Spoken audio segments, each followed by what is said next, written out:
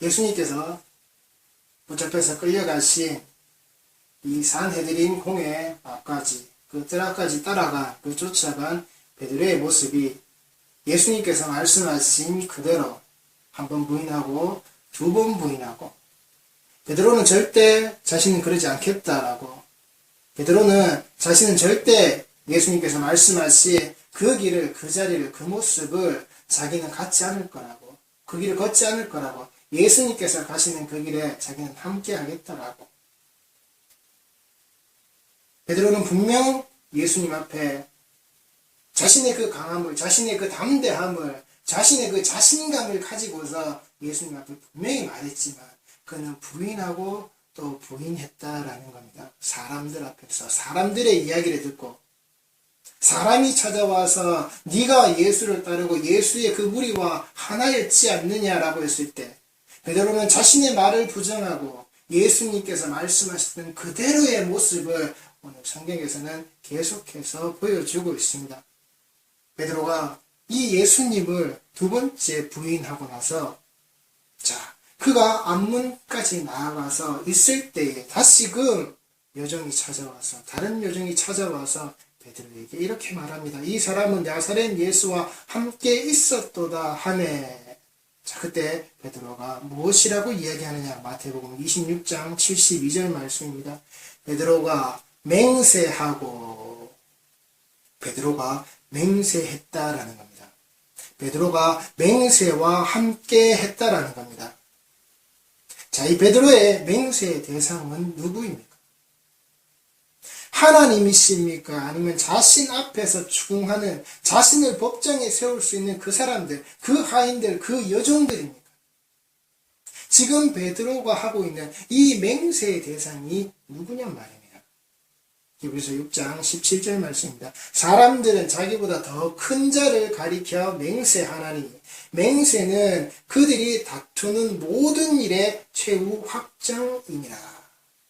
여기 베드로가 맹세하고라고 하는 이 헬라어 호르코스라는 말은 맹세를 하는 데에 잡아 지켜드는 지팡이를 말합니다. 즉 진실을 말하지 않는 것에 대한 자기 저주가 여기 그대로 들어져 있는데, 그렇다면 베드로가 이 맹세를 하는 데에 잡아 지켜드는 이 지팡이, 누구를 향해 있을까요? 이 구약에서부터 이르러서 이 베드로가 배웠던 이 모든 율법 안에, 말씀 안에 모든 것들은 그 맹세의 대상이 하나님이시라는 겁니다. 그리고 그 하나님 앞에서 그 진실을 말하지 않을 때에 이 맹세라는 말 속에는 내가 지키지 못한 그 모습 그대로 내가 벌을 받겠습니다. 자기 저주의 모습이 고스란히 들어져 있는 겁니다. 즉, 이 베드로의 맹세 안에는 내가 지금 하는 이 말이 네가 나에게 했고 내가 지금 너에게 하는 이 말이 거짓일 경우 나는 하나님께로부터 저주를 받겠다라고 하는, 하나님 앞에서 지금 자기 자신의 모습을 또한 드러내고 있는 겁니다. 무엇을 하고 있으면서요? 예수님께서 너는 나를 부인할 거야 3번을 지가 연거푸 지금 부인하고 있음에도 불구하고 또다시 하나님을 거기에 소환해서는 하나님께 내가 이렇게 말하고 있다라고, 하나님의 이름을 가지고 와서 내가 이렇게 말하고 있다라고, 예수님의 말씀하신 것을 부인하면서까지 자기 자신의 고집을 그렇게 부렸음에도 불구하고 그 철저하게 부정한 자가 누구를요? 하나님을 다시 끌고 와서는 이 맹세를 하고 있는 겁니다. 내가 하나님 앞에서 이것을 하고 있다라고. 그래서 히브리서 6장 17절 말씀이 사람들은 자기보다 더 큰 자를 가리켜 맹세하나니 맹세는 그들이 다투는 모든 일의 최후 확정이라. 저희들 하면 영화나 어떤 이런 대중매체에서 만들어내는 그런 영상들을 보시면은 마법사들이 나오고 마녀들이 나오고 이럴 때에 주문을 외우는 걸 보신 적이 있을 겁니다. 그 주문의 내용이라는 게 바로 이런 겁니다. 자신보다 더 큰 자의 힘을 빌려와서 자기가 그 힘을 쓰려고 하는, 이 베드로가 정확하게 그 율법을 따라서 그 말씀을 따라서 하나님의 이름을 가지고서 하나님의 모습을 가지고서 맹세하고 있다라는 겁니다. 이브리서 7장 20절 말씀입니다. 또 예수께서 제사장이 되신 것은 맹세 없이 된 것이 아니니 그들은 맹세 없이 제사장이 되었을 때 오직 예수는 자기에게 말씀하신 이로 말미암아 맹세로 되신 것이라. 주께서 맹세하시고 뉘우치지 아니하시리니 네가 영원히 제사장이라 하셨도다. 이와 같이 예수는 더 좋은 언약의 보증이 되셨느니라. 이 히브리서 7장 21절에서 말하고 있는 이 주께서 맹세하셨다는 이 말은 시편 110편 4절 말씀인데 한번 찾아보겠습니다. 시편 110편 4절 말씀입니다. 여호와는 맹세하고 변하지 아니하시리라. 이르시기를 너는 멜기세덱의 서열을 따라 영원한 제사장이라 하셨도다. 자, 이 110편 전체의 말씀을 읽어보면 여호와께서 내 주에게 말씀하시기를 내가 네 원수들로 내 발판이 되게 하기까지 너는 내 오른쪽에 앉아 있으라 하셨도다.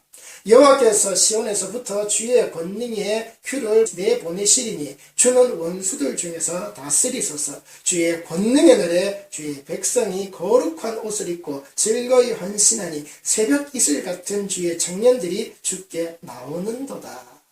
여호와는 맹세하고 변하지 아니하시리라. 이르시기를 너는 멜기세덱의 서열을 따라 영원한 제사장이라 하셨도다. 주의 오른쪽에 계신 주께서 그의 노하시는 날에 왕들을 쳐서 깨뜨리실 것이라. 문나라를 심판하여 시체로 가득하게 하시고 여러 나라의 머리를 쳐서 깨뜨리시며 길가에 쉬는 물을 마심으로 그의 머리를 드시리로다. 아멘. 그들이 많이 쓰고 있는 이 새벽 이슬 같은 주의 청년들이 주께 나온다.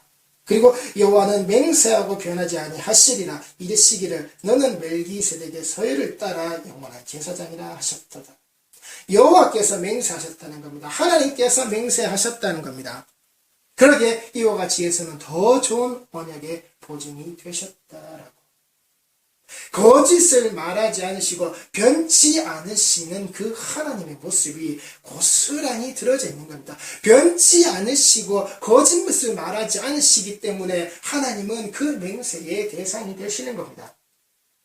그 아들을 이 땅에 보내시고 그 아들을 이 땅에서 제물로 삼으시는 그 모습에 이르는 모든 과정들이 하나님이 약속하셨고 하나님이 맹세하셨고 하나님이 그것을 이루실 때 단 한치의 거짓도 없고 단 한치의 변함도 없는 그 모습 그대로를 가지셨기에 그 거짓을 말하지 않으시고 변치 않으시는 하나님이시기에 하나님은 그 맹세의 대상이시다라는 겁니다. 신명기 6장 10절에서 25절 말씀까지 계속해서 읽어보겠습니다. 내 하나님 여호와께서 네 조상 아브라함과 이삭과 야곱을 향하여 내게 주리라 맹세하신 땅으로 너를 들어가게 하시고 내가 건축하지 아니한 크고 아름다운 성읍을 얻게 하시며 하나님께서 이것을 맹세하고 하나님께서 이것을 이루셨다라는 겁니다. 하나님께서 준다라고 하셨고 준다라고 하신 것을 주셨고 주신 것을 누리게끔 하나님이 하셨다라는 겁니다. 네가 채우지 아니한 아름다운 물건이 가득한 집을 얻게 하시며 내가 파지 아니한 우물을 차지하게 하시며 내가 심지 아니한 포도원과 감람나무를 차지하게 하사 내게 배불리 먹게 하실 때에 너는 조심하여 너를 애굽 땅 종되었던 집에서 인도하여 내신 여호와를 잊지 말고 네 하나님 여호와를 경외하며 그를 섬기며 그의 이름으로 맹세할 것이니라. 너희는 다른 신들 곧 내 사면에 있는 백성의 신들을 따르지 말라. 너희 중에 계신 너희의 하나님 여호와는 질투하시는 하나님이신즉 너희의 하나님 여호와께서 네게 진노하사 너를 지면에서 멸절시키실까 두려워하느라. 너희가 마사에서 시험한 것 같이 너희의 하나님 여호와를 시험하지 말고 너희의 하나님 여호와께서 너희에게 명하신 명령과 증거와 규례를 삼가 지키며 여호와께서 보시기에 정직하고 선량한 일을 행하라. 그리하면 네가 복을 받고 그 땅에 들어가서 여호와께서 모든 대적을 내 앞에서 쫓아내시겠다고 내 조상들에게 맹세하신 아름다운 땅을 차지하리니 여호와의 말씀과 같으니라. 여호와의 말씀과 같게 되어지는 것, 즉 하나님께서 맹세하신 바로 이 일들이 그대로 되어지고 그대로 되어져 왔다라는 겁니다. 그들이 하나님을 따르고 하나님을 알고 하나님을 믿고 하나님을 어떻게 해요?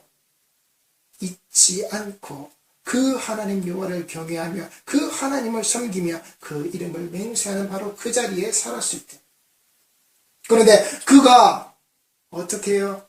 하나님을 외면하고 하나님께서 돌아서서는 그 사면팔방에 있는 그 이방의 신들을 끄집고 와서는 하나님의 성전에다가 하나님의 계신 그 자리 앞에다가 똑같이 두고서는 이들도 우리의 하나님이다라고, 이들도 우리에게 똑같이 복주고 우리가 원하는 것을 이루어낼 자로 그들이 끌고 왔을 때, 헛된 주문을 외우는 자리에 있었을 때 하나님은 그것을 용납하시지 않으셨다라는 겁니다.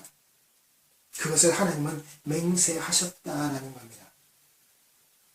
20절 말씀입니다. 후일에 내 아들이 내게 묻기를 우리 하나님 여호와께서 명령하신 증거와 규례와 법도가 무슨 뜻이냐 하거든 너는 내 아들에게 이르기를 우리가 옛적에 애굽에서 바로의 종이 되었더니 여호와께서 권능의 손으로 우리를 애굽에서 인도하여 내셨나니 곧 여호와께서 우리의 목전에서 크고 두려운 이적과 기사를 애굽과 바로와 그의 온 집에 베푸시고 우리 조상들에게 맹세하신 땅을 우리에게 주어 들어가게 하시려고 우리를 거기서 인도하여 내시고 여호와께서 우리에게 이 모든 규례를 지키라 명령하셨으니 이는 우리가 우리 하나님 여호와를 경외하며 항상 복을 누리게 하기 위하심이며 또 여호와께서 우리를 오늘과 같이 살게 하려 하심이라.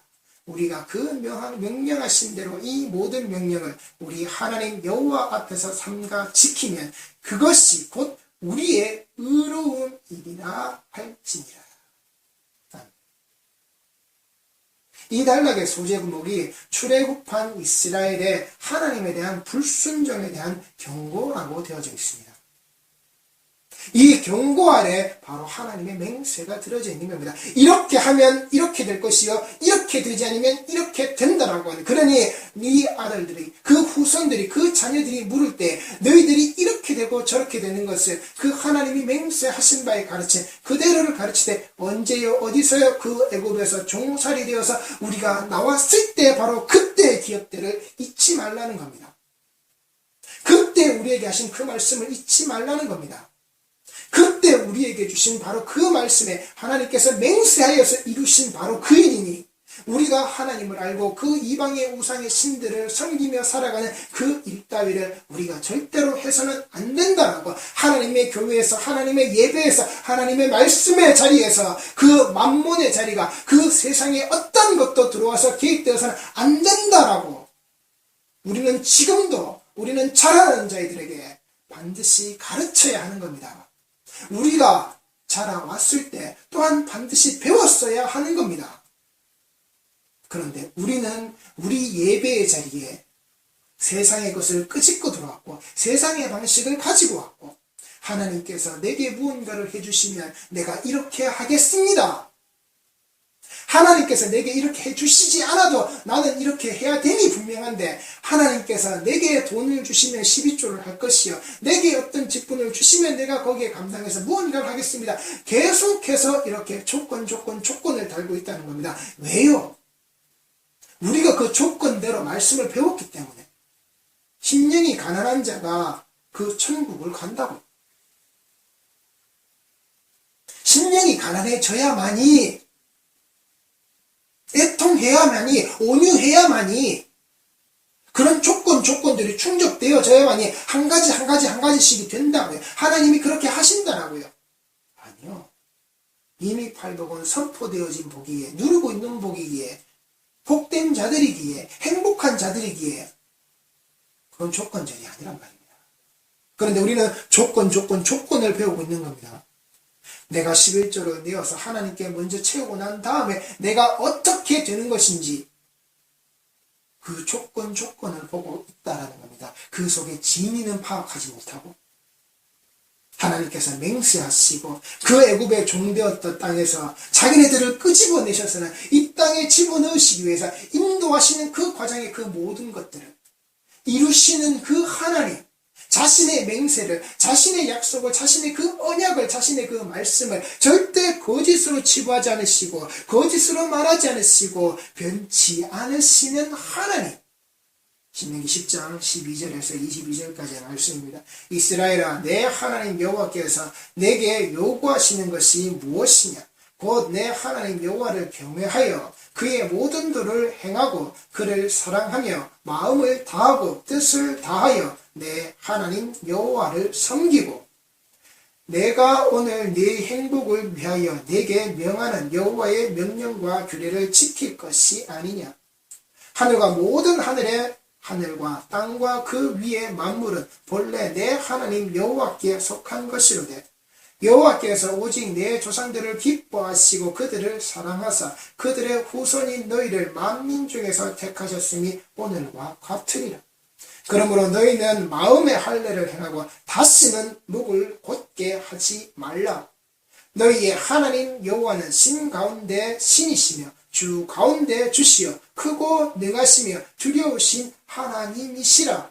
사람을 외모로 보지 아니하시며 뇌물을 받지 아니하시고 고아와 과부를 위하여 정의를 행하시며 나그네를 사랑하여 그에게 떡과 옷을 주시나니 너희는 나그네를 사랑하라. 전에 너희도 애굽 땅에서 나그네 되었음이니라. 내 하나님 여호와를 경외하며 그를 섬기며 그에게 의지하고 그의 이름으로 맹세하라. 그는 내 찬송이시여 내 하나님이시라. 내 눈으로 본 이같이 크고 두려운 일을 너를 위하여 행하셨느니라. 애굽에 내려간 내 조상들이 겨우 70인이었으나 이제는 내 하나님 여호와께서 너를 하늘의 별같이 많게 하셨느니라. 아멘. 이 단락의 소제목이 출애굽한 이스라엘에 대한 하나님의 요구라는 겁니다. 하나님을 경외하며 그의 모든 도를 행하고 그를 사랑하며 마음을 다하고 뜻을 다하여 내 하나님 여호와를 섬기고 내가 오늘 네 행복을 위하여 내게 명하는 여호와의 명령과 규례를 지킬 것. 이 땅의 천지 만물의 모든 것들이 다 하나님께 속한 것이기. 그 속에 내가 너를 택하여서 내가 너를 불렀으니 네가 살아가는 그 모든 것을 이제 너의 생명력으로 사는 것이 아니라 하나님의 생명력으로 하나님께서 네게 허락하신 그 생명으로 그 어린 양의 피 흘림으로 내가 너를 죽음에서 끄집어내어서 살려냈듯이 너는 그렇게 살아라. 그러니 내 앞에서 네 목을 꼿꼿하게 쳐들지 마라. 너는 네 고개를 숙이고 너는 너를 인도하여 낸 너의 그 종되었던 그 자리에서 너를 끄집어내어서 이 약속의 땅으로 보내신 그 집어넣으신 그 하나님을 너는 똑바로 알아라. 그 신 중에 신이시고 주 가운데 주시 그 하나님을 두려워할 줄 알라는 겁니다. 그 앞에서 네 목을 꼿꼿이 세우지 말라는 겁니다. 창조주와 피조물 사이에는 엄격한 구분이 있는 겁니다. 그 속에서도 하나님은 사람을 보실 때에 그가 잘난 모습이 아니에요. 하나님께서는 그 뒷돈을 챙기셔가지고서는 어떤 사람을 잘되게 해주기 위해서 어떤 일들을 이루시기 위해서 그 일을 하시는 분이 아니라 이 땅이 어렵고 이 땅이 힘든 자들 그 고아와 과부를 위하여서 그 나그네를 위하여서 그들을 사랑하신 하나님을 사랑하라. 그리고 네 이웃을 네 몸과 같이 사랑하라고 하신 그 율법의 대전제를 그 백성들에게 하신단 말이에요. 그리고 하나님께서 말씀하신 그 이름으로 누구를요? 그 하나님을 섬기며 여호와를 의지하는 그 이름으로 맹세하라라고 하는 이 이스라엘에 대한 이 성도들에 대한 이 백성들에 대한 하나님의 요구시라는 겁니다. 너희들이 애굽으로 갔을 때는 고작 70인이었지만 너희들이 지금 어떻게 하늘의 별같이만 바로 그 아브라함에게 말씀하셨던 그 언약의 모든 것들을 이루어내신 이 하나님이 이스라엘에 대한 그 백성에 대한 70인에서 시작하여서 별과 같이 많아진 바로 하나님께서 맹세하여 그 언약을 이루신 이 백성들에게 모든 것을 하나님께서 하신 이 백성들에게 하나님이 요구하시는 겁니다. 단 하나도 자신들의 힘이 여기에 들어있지 않다라는 겁니다. 아브라함과 언약을 맺으실 때에도 분명 모든 말씀을 하셨지만 아브라함의 손을 붙잡고 그 재밌던 삶을 걸어가시지 않았단 말입니다. 오직 하나님만이 걸어가셨다라고 하는 것. 왜요? 그 아브라함이 이 언약의 자리를 잘못 갔을 때 그는 자기 저주의 자리 아래에서 저주의 대상이 될 수밖에 없게끔 그 절대 거짓말하지 않으시고 변치 않으시는 하나님만이 온전히 그 사이를 걸어가셨다라는 겁니다. 그리고 걸어가신 그 하나님이 이 일을 이루셨고 그 맹세의 주인 되신 분이 이스라엘에게 이렇게 철저하게 요구하고 계신다라고 하는 것. 그래서 하나님의 살아계심을 두고 맹세한다라고 하지 절대 인간의 유한한 생명이나 절대 그 사면 그 이방의 잡신들의 이름으로 그 아류작들에게 이 맹세의 자리가 허락되어져 있는 것이 아니다라는 겁니다. 베드로는 이 모습을 끌고 와서 이 모습을 알고 있는 자로서 다시금 무엇을요? 자기 부정의 자리로 하나님을 맹세의 도구로 사용하는데 철저하게 이용했다라는 겁니다. 이 베드로의 맹세의 대상은 이 땅에 존재하는 그 어떤 것도 아닌 오직 그 하나님 앞에서 자신의 모습을 철저하게 이렇게 드러냈다는 겁니다. 내가 맹세합니다. 무엇으로요? 철저히 내가 부정당하는 자로서 내가 내 말을 부인하는 자로서 예수 그리스도께서 내게 하신 그 말씀이 온전히 옳다라는 것을 지금 베드로는 이 맹세 속에서 드러내고 있는 겁니다. 자신의 이 거짓 맹세 안에서 자신의 이 자기 저주 아래에서 베드로는 그 하나님의 모습을 이 그리스도의 자기에게 하신 그 말씀을 끄집어내고 또 끄집어내고 있다라는 사실입니다. 예수님의 맹세에 대한 가르침의 말씀이 있습니다. 마태복음 5장 33절 말씀입니다. 또 옛사람에게 말한 바 헛맹세를 하지 말고 내 맹세한 것을 주께 지키라 하였다는 것을 너희가 들었으나 나는 너희에게 이르노니 도무지 맹세하지 말지니 하늘로도 하지 말라 이는 하나님의 보좌이며 땅으로도 하지 말라 이는 하나님의 발등상이며 예루살렘으로도 하지 말라 이는 큰 임금의 성이며 내 머리로도 하지 말라 이는 내가 한터럭도 희고 검게 할 수 없습니다. 오직 너희 말은 옳다 옳다 아니라 아니라 하라. 이에서 지나는 것은 악으로부터 또는 악한 자로부터 나느니라. 또 옛사람에게 말한 바는 레위기 19장 11절과 민수기 30장 2절 신명기 23장 21절 말씀을 가지고서 예수님께서 말씀하신 겁니다. 헛맹세를 하지 말고 내 맹세한 것을 주께 지키라 하였다는 것을 너희가 들었으나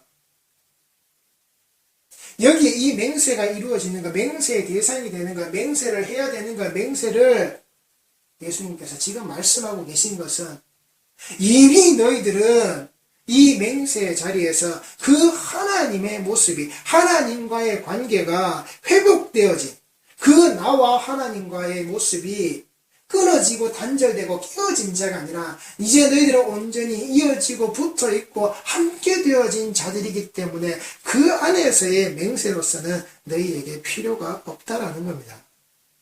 필요 없는 헛맹세를 하지 말라는 겁니다. 필요 없는 것을 가지고서 너희가 구태여 거기 매여가지고 이런 것들을 하지 말라는 겁니다. 즉 예수 그리스도로 완전해진 그 율법 아래에서 그 구약에 깨어진 관계가 이 회복의 문제가 해결되어졌기 때문에 해소되어졌기 때문에 그 문제가 이미 벗어난 자들은 이 헛맹세 자리에 굳이 들어갈 필요가 없다라는 겁니다. 그래서 맹세하지 말라는 겁니다. 그냥 맞는 것은 맞다라고 하고 아닌 것은 아니다라고 말하는 그것만 하라는 겁니다. 그것이 아니라 여기서 지나가 버리면은 악으로 된다. 악한 자로부터 나오는 게 된다라고요. 이 되어진 관계가 회복되어진 관계가 잘못 가서 또다시 끊어진 자, 또다시 잘못되어진 그 방향과 그 모습에서 나올 수밖에 없다라고요. 왜요? 악한 자로부터 나오니까. 너희는 이미 하나님과 함께 되어졌고 나로 말미암아 완전해진 율법으로 말미암아 이제 끊어진 관계가 아닌데, 그 끊어진 관계가 아님에도 불구하고 너희들이 이것을 알지 못하고 이 맹세의 자리로 들어가 버리면은 더 이상 너희들에게 필요 없는 이 맹세를 너희들이 어디서 들려올 거냐, 어디서 행할 거냐, 헛맹세가 된다라고요. 악한 자로부터 끄집어낼 수밖에 없는 것이 된다라고요.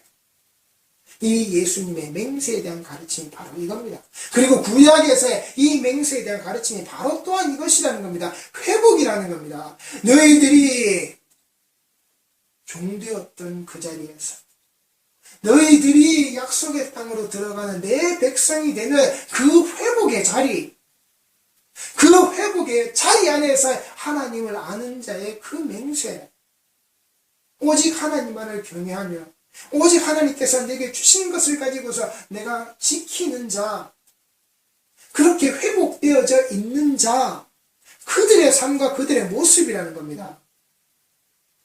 그래서 예수께서는 이 맹세의 모습이 하나님과 회복되어진 자의 그 관계의 모습이기에 너희들에게 이것이 필요치 않다라고 하는 겁니다. 그런데 이 베드로의 지금 맹세는 뭡니까? 그 회복되어진 관계 아래서가 아니라 자기 부정과 자기 부인을 하니 결국 악한 것에서부터 악한 것으로 나아가는 이 거짓 맹세가 될 수밖에 없었다는 겁니다. 지금 자신의 모습이 예수께서 지금 자신을 끌고 오셔서 어떻게 만드는 모습인지, 무엇을 원하시는 모습인지, 무엇을 자기에게 말씀해 주신 것인지 베드로는 알지 못하고 철저하게 그것을 부인하고 부정해서 결국 자신이 악한 것으로부터 끌어내어서 맹세할 수밖에 없는, 하나님 앞에서 거짓 맹세, 하나님 앞에서 헛맹세를 할 수밖에 없는 그 모습을 지금 그대로 드러내고 있다라는 겁니다. 그래서 맹세하지 말라는 겁니다. 그래서 함부로 하나님 앞에 이런 것들을 꺼내놓지 말란 말입니다. 예수님께서 이 유대 종교자들을 7번 질책하시는 중에서 이 3번째 저주를 내리실 때 어떤 말씀이 들어져 있느냐? 마태복음 23장 16절 말씀입니다. 화 있을진저 눈먼 인도자여, 너희가 말하되 누구든지 성전으로 맹세하면 아무 일 없거니와 성전의 금으로 맹세하면 지킬지라 하는도다. 지금 무슨 말을 하고 있는 겁니까? 화 있을지어 눈먼 인도자여, 너희 제사장아, 너희 율법사들아, 서기관들아, 너희 바리새인들아, 지금 너희들이 말하고 있는 이 모든 내용들이 뭐냐? 누구든지 성전으로 맹세하면, 이 성전으로 맹세하면 아무것도 아니야. 그런데 성전의 금으로 맹세하면, 그 성전의 돈으로, 재물로, 물질로 맹세하면 지켜야 한다라고. 어리석은 맹인들이여, 어느 것이 크냐? 그 금이냐? 그 금을 거룩하게 하는 성전이냐? 이것이 흠양의 원리라는 겁니다. 하나님께서 그 재물을 처음부터 가지고 나와서 끌고 와서 그것을 잡아서 그것을 하나님 원하는 대로 각을 두고 피를 뿌리고 그리고 불을 질러서 그 연기가 올라가서 하나님께서 그것을 맡으시고 그것을 취하시는 거기까지가 되어져야 하는데, 지금 이 사람들은 뭐라고요? 어느 것이 크냐? 그 금이냐? 단지 너희들이 가지고 나왔고 가지고 와서 보여주고 있는 그 물질이냐? 그 재물이냐? 아니면 그것을 거룩하게 하는 성전이냐? 하나님께서 그것을 끝까지 받으시는, 하나님께서 그것을 끝까지 취하시는 그 제사의 완성이 이루어지는 그 하나님의 자리에서 모든 것이 끝이 나는 그 모습이냐? 그 성전이냐? 너희들 손에 들고 오는 그 재물, 그 금덩이의 모습이냐?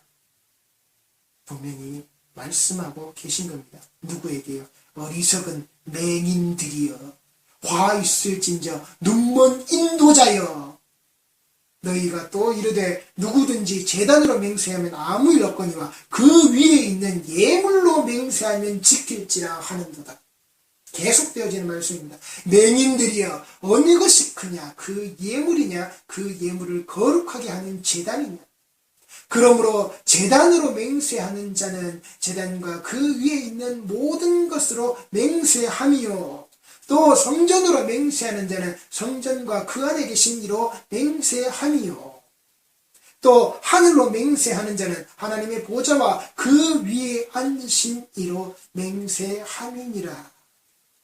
니들이 가지고는 니들이 얘기하는 그 물질과 재물과 돈덩어리 금덩어리가 아니야. 그래서 저희들이 이 서원이나 작정헌금 이야기할 때 저희들이 잘 알고 하셔야 하는 겁니다. 내가 누구를 가지고서, 내가 무엇을 가지고서 내가 이것을 지금 하나님께 드리려고 하는 것인지, 나의 서원이 무엇이고 나의 작정이 무엇인지 내가 하나님 앞에 지금 분명하게 알고 계시면서 이것을 하셔야 한다라는 겁니다. 그리고 신약 성경에도 나오듯이 이 고르반의 문제, 그 부모를 섬기고 그 부모를 공양하는 데 써야 할 것을, 아니 이것은 하나님께 드릴 거야 라고 자신이 정해놓고 자신이 말해놓고서는 어떻게 해요? 그것을 자신의 입속으로 뱃속으로 착복하는, 부모를 섬기지도 않고 하나님께 드리지도 않는 그 고르반의 문제를 예수님께서는 분명히 지적을 하셨고, 인간이 하나님 앞에 드리겠다라고 하는 것 잘 아셔야 하는 겁니다. 내가 가진 돈인지 아니면 내가 드린 것을 가지고서 그것을 거룩하게 만들어내시는, 거룩하게 쓰시는 하나님이신지 분명히 아셔야 하는 겁니다. 그리고 한국교회 안에 일천번제라는 게 있죠. 제가 일천번제 이야기는 조금 이따가 다시 한번 하겠습니다. 23절 말씀입니다. 화 있을진저 외식하는 서기관들과 바리새인들이여 너희가 박하와 회양과 근처에 11조는 들이되 율법에 더 중한 바 정의와 긍휼과 믿음은 버렸도다. 그러나 이것도 행하고 저것도 버리지 말아야 할지니라. 여기에 11조를 예수님께서 가지고 오시는 겁니다. 그 잘못된, 그 그릇된, 해서는 안 된 그 방식과 그 모든 모양새가 틀려버린 그 11조, 하나님께서 받으시는 그 11조가 되신 예수께서 이 인간들이 행하고 있는 이 물질의 11조를 정확하게 찍어서 말씀하고 계신 겁니다. 그리고 그 물질의 11조가 뭐라고요? 하찮고 별것 안 되는 것 가지고서는 너희가 하는 그 11조, 정말 정작 중요한 것은 하나님께 드리지 않는 바로 너희의 그 11조, 율법에 더 중한 바 정의와 긍휼과 믿음은 버린 너희들의 이 11조, 이것도 지켜야 하고 저것도 지켜야 함에도 불구하고, 그러나 너희들은 행하는 그 모습은 분명히 들어있지만 버리지 말아야 할 것을 버려버린 너희들, 그 11조의 주인 되신 분이, 11조의 온전한 모습이 되신 분이, 하나님께서 온전히 받으시는 11조 되신 그 예수께서 이 말씀을 그들에게 하셨단 말입니다. 화 있을진저 외식하는 서기관들과 바리새인들이여, 이 땅에 무수히 11조를 가르치고 헌금이라는 내용을 가르치는 자들이 분명히 들어야 하는 말씀이라는 겁니다. 24절 말씀입니다. 맹인된 인도자여 하루살이는 걸러내고 낙타는 삼키는도다. 맹인된 인도자여, 돈으로 설교하는 이 목사들아, 돈으로 설교하는 이 땅에 수많은 말씀을 전한다고 하는 자들아, 너희는 다 맹인이다. 그 돈을 가지고서 머니를 머니로 얘기하는, 뭐니 해도 머니가 최고라고 이야기하는, 성경에서 재정을 끄집어내어서 돈의 흐름과 돈의 원칙을 세운다고 하는 자들, 그 왕의 재정이라고 하는 자들, 그런 걸 불러들여서 말씀의 자리를 내어놓는, 강단의 자리를 내어놓는, 설교의 자리를 내어놓는 이 돈의 부르짖음을 가지고서 이 말씀의 자리를 비우지 말란 말입니다.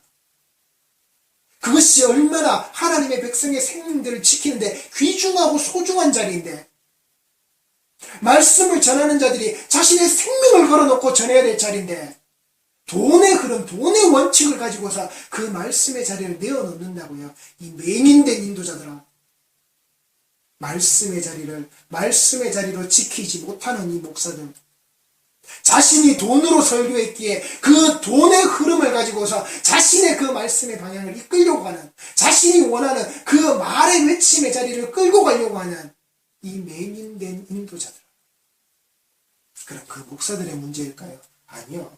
그걸 원하고 그걸 듣기를 원하는 바로 그 교인들, 그 종교인들, 그리고 그 교인들이, 그 종교인들이 3, 4, 5 모여서 10명이 되고 100명이 되고 1000명이 되어서는 돈의 흐름을 쫓아서 흘러가고 있는 그 따위들이 모여있는 그 교회라는 건물, 이 모든 것이 다 맹인이라는 겁니다. 소경을 이끌고 가는 겁니다. 맹인이, 보지 못하는 자가 보지 못하는 자를 이끌고 가는 겁니다. 내가 보지 못하고 있으면서도 보지 못하는 자에게 의탁하여서 내가 질질 끌려가고 있는 겁니다. 그를 의지하고 있는 겁니다. 그러니 구덩이에 빠지죠. 모두 다 맹인이니 구덩이에 빠지죠. 일천번제요. 일천번제가 어떤 건데? 솔로몬이 하나님께 드릴 때 일천번제가 어떤 건데? 1000마리의 그 제물을 하루에 하나씩, 아니면 이 순서와 차례를 정해서는 하나씩 그렇게 1000번을 드렸단 말입니까? 이 1000번째라는 말은 이 1000의 그 제물을 차례번자, 한자에서 차례번자 순서를 정해서 첫 번째, 두 번째, 세 번째, 네 번째, 한 번, 두 번, 세 번, 네 번이 아니라 태울 번자라고요. 이 1000의 제물을 단회에 한 번에 다 태워서 하나님께 드린 그 제사라고요. 1000번째는 그 제물이고 그 예물이라고요. 1000번을 1000번이라는 숫자로 조각 내어서는 한 일이 아니라고요. 1000회라고 하는 그 순서를 정해서 하나님께 드린 게 아니라고요. 그런데 1000번째가 뭐예요? 한 번, 두 번, 세 번, 네 번, 다섯, 여섯, 일곱, 여덟, 아홉, 열, 1000번까지 드리는 그 순서를 채우는 과정에 나아갔을 때 하나님께서 내게 주시고 하나님께서 내게 허락하시고 하나님께서 내게 부어주시는 그 모양새들이 어떤 것인지, 내 기도의 제목이다, 나의 작정이 무엇이든 하나님께서 이루어가시는 모습이 무엇인지 네가 10번 할 때 보고 100번 할 때 보고 500번 할 때 보고 1000번을 다 드리고 난 다음에 봐라, 그게 이루어졌는지 안 이루어졌는지. 이따위 것을 가르치고 이따위 것으로 끌고 가는 게 한국교회 헌금이란 말입니다. 맹인이 끌고 가는 헌금이란 말입니다. 화 있는 자들이 끌고 가는 헌금이란 말입니다. 누가 그걸 순서를 정해서 하라고요? 왜 그걸 순서를 정해서 합니까? 목사가 그렇게 가르쳤으니까 내가 합니다. 그러니 그걸 듣고 있는 교인들, 성도라는 자들이 똑같이 문제라는 겁니다. 하라고 한 자도 문제지만 하고 있는 자들, 하면서도 바뀌지 않고 그걸 했음에도 불구하고 내가 하나님 앞에 그 헌금으로, 돈으로 죄를 지었음에도 불구하고 하나님 앞에 당당히 고개를 쳐들고 있는 내 모습이 잘못이라고요. 내가 맹인이라고요. 우리가 맹인이라고요. 성도가 맹인이라고요. 앞을 보지 못하는 자들이라고요. 이 말씀을 보지 못하는 자들이라고요. 우리가 드린다고 하는, 내가 낸다고 하는 그런 1000번제의 작정은 없다라는 겁니다. 성경에 그런 헌금은 없단 말입니다. 그런 것을 하나님께서 내게 내놓으라고 하신 적 없단 말입니다. 그걸 주워 먹고자 하는, 그걸로 배 채우려고 하는, 그걸로 헌금을 걷어들이려고 하는 악한 자의 속삭임만이 남아있는 그 모습이라는 겁니다. 돈이 거룩하게 하는 것 아닙니다. 하나님께서 그걸 받으시고 하나님께서 원하시는 곳에 그게 쓰여질 때까지 성도들은 그 거룩함의 모습을 분별하셔야 하는 겁니다. 정말 이것이 하나님께서 원하셔서 하나님께서 쓰시는 것인지, 아니면 목사라는 개인이, 전하는 자들이 자기의 유익과 자기의 이름을 알리는 것을 위하여서, 자신의 유익을 위하여서 그것을 써먹고 있는 것인지, 성도들을 옥죄고 있는 것인지 분명히 아셔야 하는 겁니다. 그리로 가서는 안 되는 겁니다. 나의 헌금이 잘못 사용되면 그것은 분명 나의 잘못이고 내 책임이라는 겁니다. 성도의 헌금이, 성도의 연보가 잘못 사용되어지면 그것은 성도의 잘못이고 성도의 책임이란 말입니다. 한국 교회가 헌금으로 연보로 무너지는 바로 지금 이 모습, 돈으로 흔들리는 이 모습은 그 돈으로 유혹한 자의 말이 분명히 있지만 그 유혹에 넘어가서 10년, 20년, 30년, 40년, 50년 오늘에 이르기까지 벗어나지 못하고 있는 성도의 책임이라고요. 성도의 문제라고요. 맹인된 성도의 삶이 지금 한국교회는 이렇게 이끌고 가고 있다고요. 이리 가서는 안 되는 겁니다. 절대 이 방향으로 가서는 안 되는 겁니다. 성도들이여 깨어나시고 성도들이여 정신 차리시고 성도들이여 그 눈을 뜨시란 말입니다. 출애굽기 30장 1절에서 16절까지 말씀을 한번 보시겠습니다. 너는 분향할 제단을 만들지니 곧 조각목으로 만들되 길이가 한 규빗 너비가 한 규빗으로 네모가 반듯하게 하고 높이는 2규빗으로 하며 그 뿔을 그것과 이어지게 하고 제단 상면과 전후 좌우면과 뿔을 순금으로 싸고 주위에 금태를 둘을 찌며 금태 아래 양쪽에 금고리 둘을 만들되 곧 그 양쪽에 만들지니 이는 제단을 매는 채를 꿰 것이며 그 채를 조각목으로 만들고 금으로 싸고 그 제단을 증거궤 위 속죄소 맞은편 곧 증거궤 앞에 있는 휘장 밖에 두라. 그 속죄소는 내가 너와 만날 곳이며 아론이 아침마다 그 위에 향기로운 향을 사르되 등불을 손질할 때에 살을 찌며 또 저녁 때 등불을 켤 때에 살을 찌니 이 향은 너희가 대대로 여호와 앞에 끊지 못할지며 너희는 그 위에 다른 향을 사르지 말며 번제나 소제를 드리지 말며 전제에 술을 붓지 말며 아론이 1년에 한 번씩 이 향단불을 위하여 속죄하되 속죄제의 피로 1년에 한 번씩 대대로 속죄할지니라. 이 제단은 여호와께 지극히 거룩하니라. 여호와께서 모세에게 말씀하여 이르시되 네가 이스라엘 자손의 수요를 조사할 때에 조사받은 각 사람은 그들은 계수할 때에 자기의 생명의 속전을 여호와께 드릴지니 이는 그것을 계수할 때에 그들 중에 질병이 없게 하려 함이라. 무릇 계수 중에 드는 자마다 성소의 세겔로 반세겔을 낼지니 한 세겔은 20게라라. 그 반세겔을 여호와께 드릴지며 계수 중에 드는 모든 자 곧 20살 이상 된 자가 여호와께 드리되 너희의 생명을 대속하기 위하여 여호와께 드릴 때에 부자라고 반세겔에서 더 내지 말고 가난한 자라고 덜 내지 말지며 너는 이스라엘 자손에게서 속전을 취하여 회막 봉사에 쓰라. 이것이 여호와 앞에서 이스라엘 자손의 기념이 되어서 너희의 생명을 대속하리라. 아멘. 한국교회에 언제부턴가 이 속죄 헌금이라는 게 나오죠. 예, 분명 성경에 속죄라는 것이 되어져 있습니다. 구약의 율법 아래에서.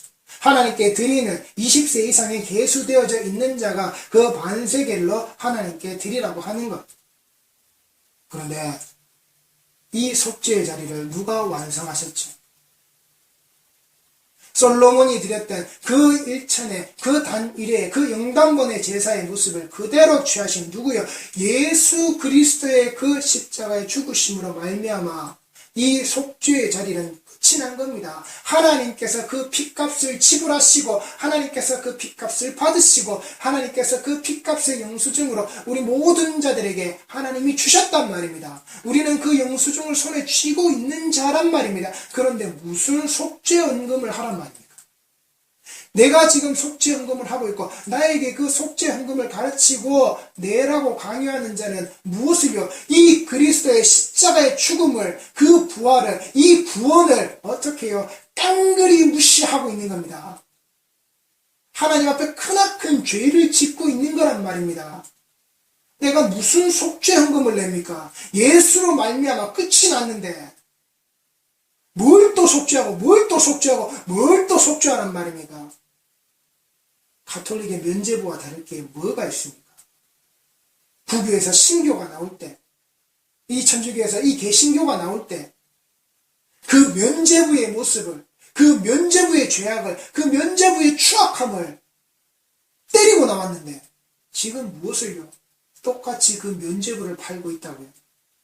무엇을 들어서요? 이런 속전을 들어서. 그렇게 가서는 안 되는 겁니다. 마태복음 17장 24절 말씀입니다. 마태복음 17장 24절 말씀입니다. 가버나움에 이르니 반세계를 받는 자들이 베드로에게 나와 이르되 너희의 선생은 반세계를 내지 아니하느냐 이르되 내신다 하고 집에 들어가니 예수께서 먼저 이르시되 시몬아 내 생각은 어떠하냐 세상 임금들이 누구에게 관세와 국세를 받느냐 자기 아들에게냐 타인에게냐 베드로가 이르되 타인에게니이다. 예수께서 이르시되 그렇다면 아들들은 세를 면하리라. 그러나 우리가 그들이 실족하지 않게 하기 위하여 내가 바다에서 가서 낚시를 던져 먼저 오르는 고기를 가져 입을 열며 돈 한 세개를 얻을 것이니 가져다가 나와 너를 위하여 주라 하시니라.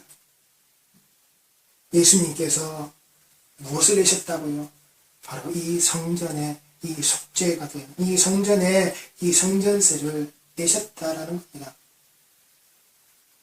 예수에게까지 찾아와서 이 속전을 요구하는, 이 성전세를 요구하는 예수님에게까지 그 하나님의 아들, 이 주인된 자에게까지 내지 않으셔도 되는 바로 이분에게까지 눈에 보이는 물질을 걷어가는 자들, 물질을 추진해가는 자들, 이 생명의 속전이 되신 그분에게 얼마나 돈에 눈이 멀어져 있는 자들인지,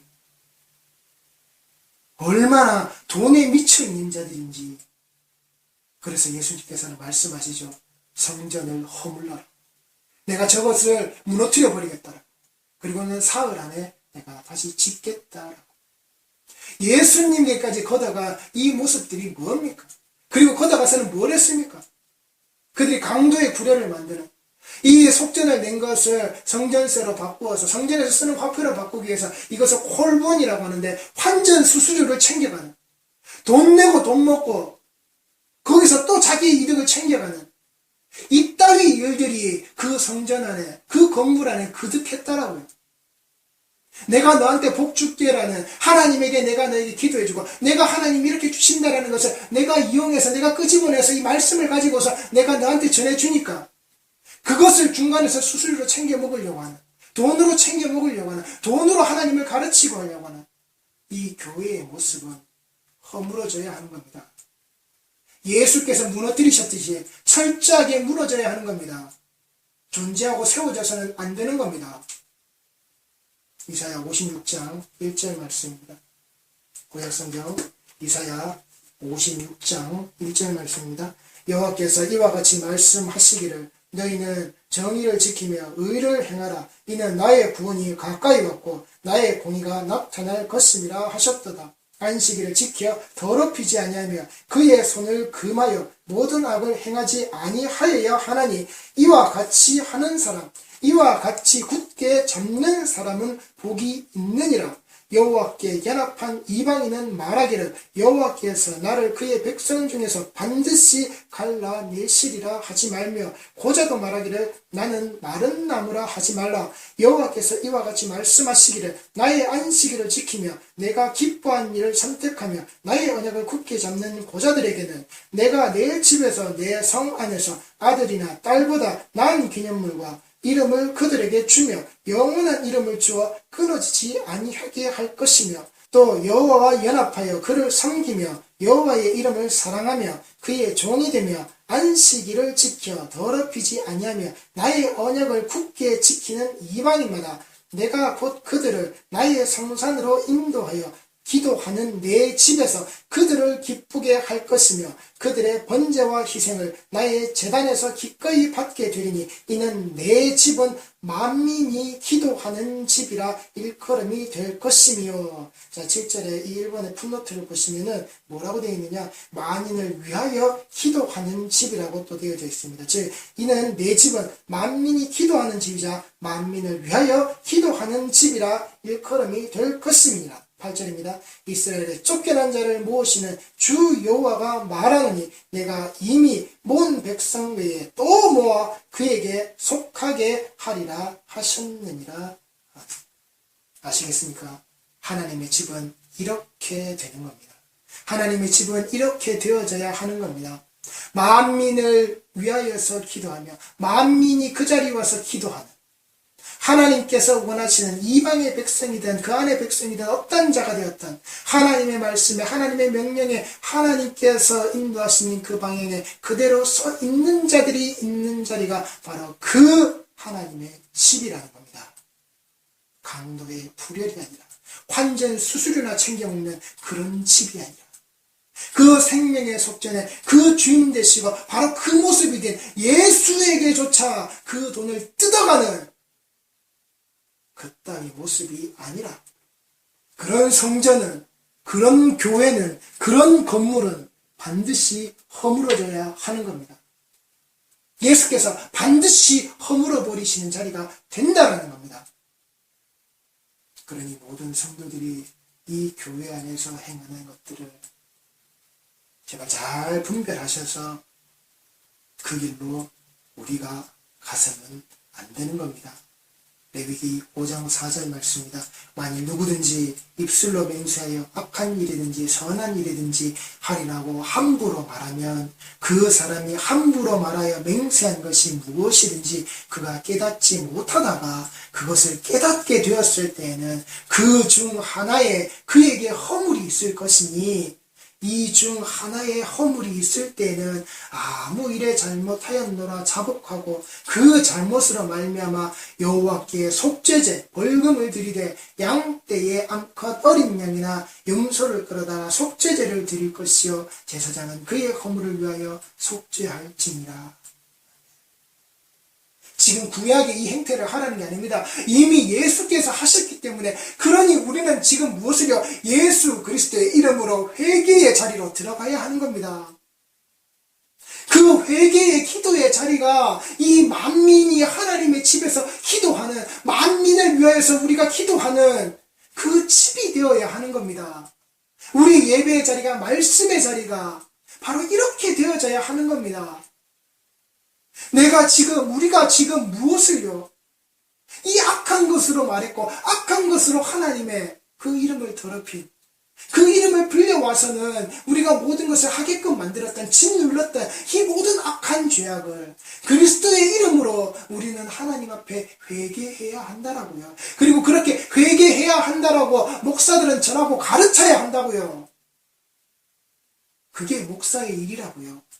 제사장의 일이, 그 속죄의 일을, 그 율법이 그 구약에서 가르친 것을 그대로 와서 예수께서 완전히 하셨고 그 완전하게 하신 것을 이 목사들이 말씀 안에서 전한다면 이 성도들에게, 그리고 목사 자신이 하나님 앞에 어떻게 철저히 회개해야 하는지, 하나님의 교회의 자리에서, 하나님의 예배의 자리에서, 말씀의 자리에서 이 회개의 복음이, 회개의 말씀이 전해져야 한다라고요. 우리의 심령을 두드리게끔 내 목이 하나님 앞에 두 번 다시 곳곳이 빳빳하게 서 있지 않도록 이 말씀이 전해져야 한다고요. 우리 모든 성도들이 반드시 이 길을 잘 가시기 바랍니다. 야고보서 5장 12절 말씀입니다. 내 형제들아, 맹세하지 말지니 하늘로나 땅으로나 아무 다른 것으로도 맹세하지 말고 오직 너희가 그렇다고 생각하는 것은 그렇다 하고 아니라고 생각하는 것은 아니라 하여 정죄 받음을 면하라.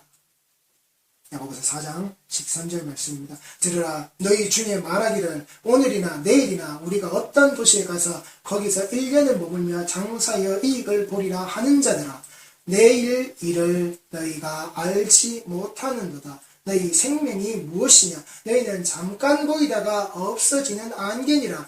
너희가 도리어 말하기를 주의 뜻이면 우리가 살기도 하고 이것이나 저것을 하리라 할 것이거늘 이제도 너희가 허탄한 자랑을 하니 그러한 자랑은 다 악한 것이라. 그러므로 사람이 선을 행할 줄 알고도 행하지 아니하면 죄니라.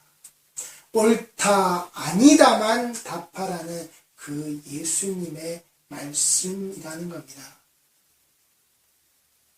너희가 그렇다고 생각하는 것은 그렇다고 하고 아니라고 생각하는 것은 아니라고 말하는 헛맹세를 함으로 말미암아 악한 것을 끄집어내므로 말미암아 정죄를 받아서는 안 된다라고.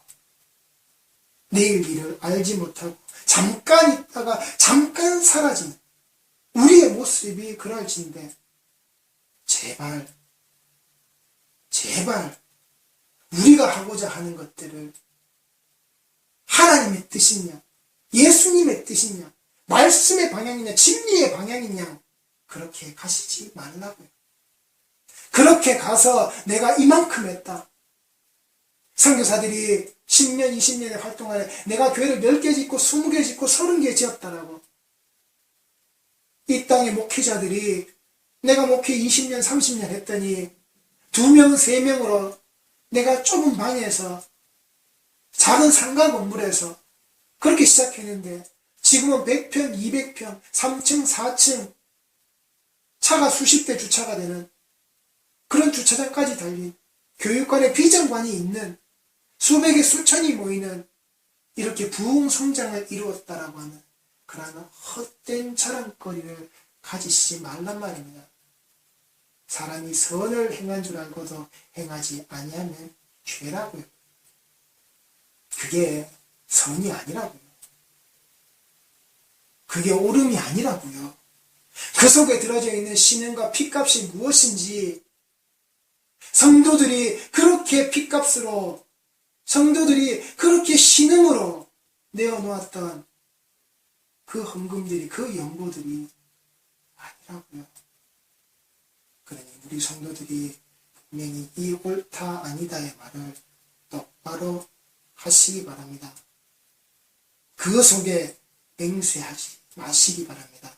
맹세를 종용당하지 마시기 바랍니다. 베드로가 맹세하고 또 부인하여 이르되 베드로가 맹세하고 진실을 말하지 않는 것에 대한 나의 저주를 내가 지금 여기에 고백합니다. 그런데 또 다시 부인하여 이르되 누구를요? 그 맹세의 대상 되시는 그 예수님을 또 부인하고 그러면서 뭐라고 했다고요? 나는 그 사람을 알지 못하노라. 지금 베드로가 뭐라 그랬습니까?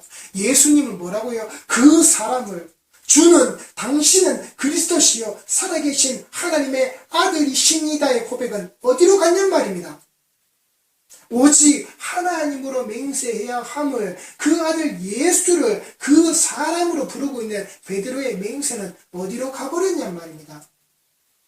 하나님의 말씀은 온데간데 없고 그 예수의 이름을 팔아서 장사하고 있는 우리의 모습이란 말입니다. 또다시 우리는 부인하고 있는 겁니다. 또다시 우리는 누구를요? 예수를 알지 못하는 겁니다. 그 사람을 내 주 예수 그리스도 주는 살아계신 하나님의 아들이시다라고 그리고 나의 그리스도 나의 메시아라고 이 고백이 온데간데 없이 사라지고 사탄의 생각으로 사탄의 모습이 되어서 예수님을 부인하고 또 부인하는 하나님 앞에 거짓 맹세를 악한 것으로서 계속 끄집어내는 그것을 돈으로 말하고 있는 우리의 이 거짓 맹세가 지금도 계속되어지고 있기 때문에 이 거짓 맹세의 고리를 우리는 반드시 끊어야 하는 겁니다. 아닌 것은 아니라고 맞는 것은 맞다라고 그 악한 것으로부터 우리 모든 성도들이 반드시 다 나오시기 바랍니다. 어디로요? 하나님을 섬기며 하나님만을 경외하는 종되었던 나를 자유케 만드신 그 언약의 땅으로 이끄신 절대 거짓을 말하지 않으시고 변치 않으시는 그 하나님의 사랑과 은혜 안으로 다시금 나아가는 그 단절되었던 그 관계가 그리스도의 십자가의 복음으로 그 보혈로 말미암아 회복되어진 성도들이라면 반드시 나오시기 바랍니다. 반드시 그 사슬을 끊어내시기 바랍니다. 반드시 지금 있는 자리에서 반드시 그 말씀의 자리에서 예배의 자리에서 하나님께서 부르신 그 모습 그대로 만민을 위하여 있는 만민이 기도하는 그 하나님의 집을 반드시 만들어 내시기 바랍니다. 기도하시겠습니다.